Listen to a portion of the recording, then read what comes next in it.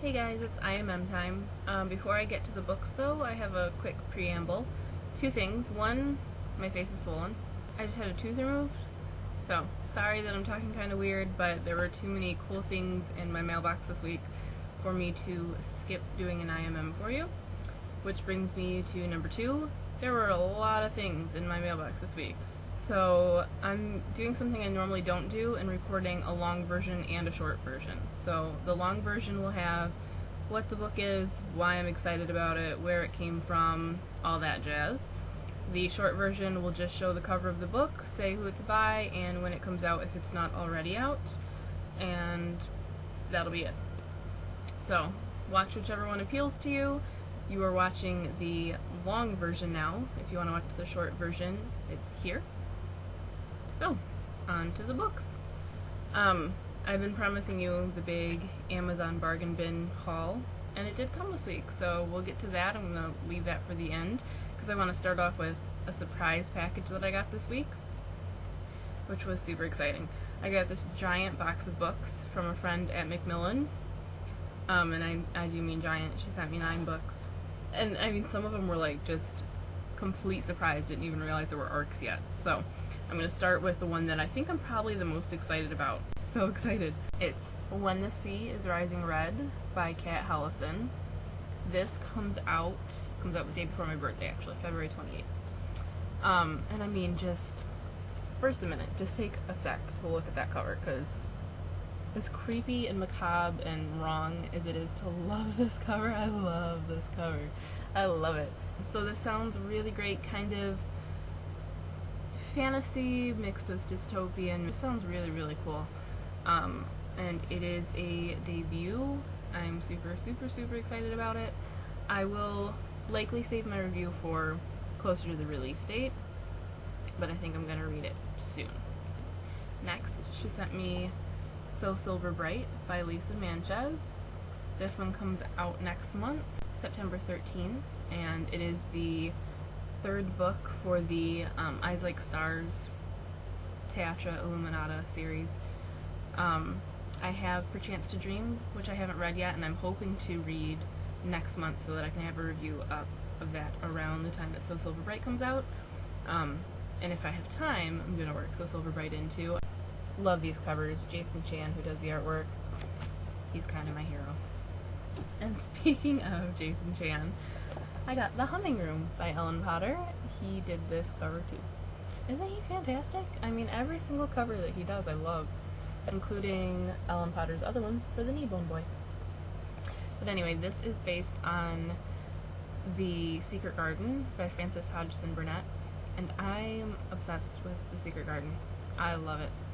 So I cannot wait to read this one. I'm probably going to read it next month, even though this one doesn't come out until February. And I mean, it's super short, so it's not like it's going to take me a long time.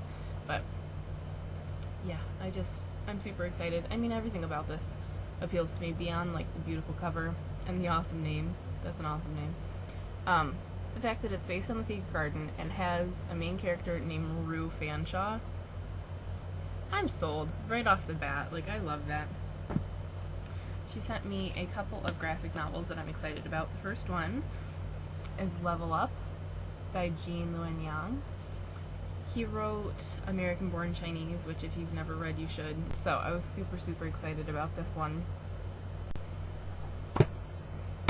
And she sent me Bake Sale by Sarah Verone, and I'm not sure if that's how you say her last name. This sounds completely quirky and weird and right up my alley. The main character is a cupcake who bakes cupcakes. I mean, it's kind of like weirdly cannibalistic, but awesome. And as you see, there's an eggplant character too. All of the characters are foods of some kind, and there's very minimal wording. It's basically just cutesy pastel pictures, and it sounds kind of like an acid trip, but awesome.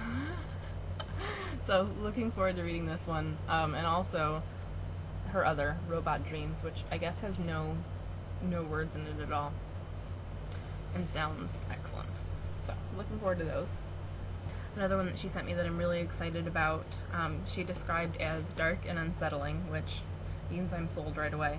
but also as her personal favorite of the year. So that's like a huge statement to make, and definitely gets me excited. It's Without Tess by Marcella Pixley. Maybe that's Marcella, I'm not sure. It sounds almost magical realist. It sort of blends like the real world with this fantasy world, and it's supposed to be very dark and kind of heartbreaking, and sounds really interesting. This one comes out in October. Comes out October 11th. I don't know that I'm going to have a chance to read it before it comes out just because of Hell of a Halloween, but if not, I'm definitely going to read it sometime in November, because when someone says that this is their favorite book of the year, that bumps it up my list. That's pretty awesome. She also sent me An Elephant in the Garden by Michael Morpurgo. Not sure if that's how you say that. I think this cover is just darling. This is historical. It takes place during World War II in Dresden, during the bombing of Dresden, and it just sounds really neat. This family sort of bonds with an elephant that's displaced during the bombing of Dresden. So it just sounds really cool. It kind of reminds me of one of my favorite books from when I was a kid that's absolutely heartbreaking, called The Faithful Elephants, that was also about a bombing of a zoo during World War II. That one's set in Japan. It's a true story, and it's crushing, but really good. This one comes out at the end of October, October 25th, and it's middle grade, so if you're looking for a good middle grade historical read, check that out. By the Time You Read This, I'll Be Dead by Julie Ann Peters. We had talked about this on Facebook a bit because it was on my wish list, partly for the dark material, but also for this gorgeous cover. And so she had said she was going to send it to me, and sent it with a note on the front that said, "I'm having second thoughts about this." So I'm not sure why she was having second thoughts, if she thinks I won't like it, or if she's just like, no, this book is the wrong thing to send to someone. I don't know. But I'm still looking forward to it. I've heard interesting things. I have no idea when I'm going to be able to get to it, though. Lastly, she sent me another one from my wish list. I added this to my wish list during Fairy Tale Fortnight when I was going fairy tale crazy. It's Toads and Diamonds by Heather Tomlinson. It retells the story of Diamonds and Toads, which I think is one of the most intriguing fairy tales, and I've read some really interesting short story takes on it. So I'm curious to see what a full-length work will do with the story, which is just a bizarre story on its own. So I think there's a lot of room to do some interesting things. And I love this cover. So pretty. So those were all from Ksenia, who is awesome. My friend Alexis also sent me a book. This one's just a loan though, but it's definitely one I'm going to buy when it comes out. It's The Space Between by Brenna Jovanoff. I loved The Replacement last year, which was part of Hell of a Halloween.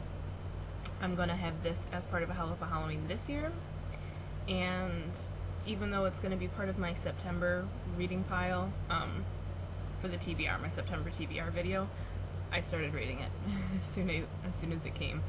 So yeah, I mean, come on, I kind of had to. So really looking forward to getting back into this one. It's about demons, and it's starting off really kind of quirky and unusual, and Brenna's just a fantastic writer, so looking forward to this. I bought a whole heck of a lot. I got Masks and Wolfsbane by Patricia Briggs. I really like Briggs' Mercy Thompson series.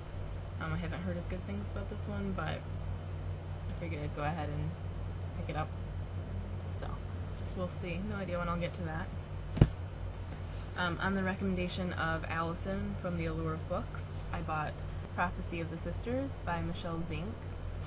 I really like this cover. A lot better than the Stone Angel cover, just because the Stone Angel cover looked like a Photoshop cover to me.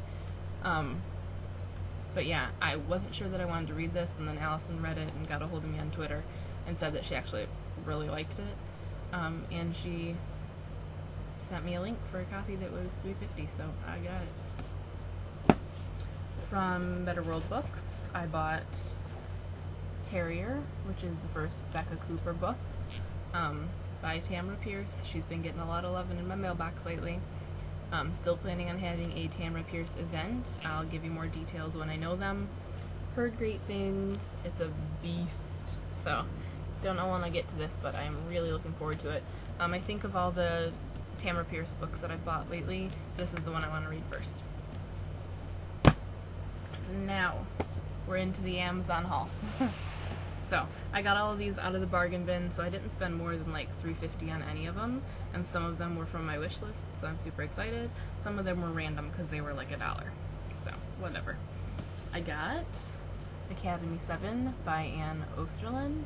When this first came out, I thought it was like a teeny boarding school book for some reason, and I mean it's Academy, so obviously there was a reason I thought that, but I guess it's much more sci-fi fantasy and complex than that, and I've read really, really great reviews, so definitely looking forward to this.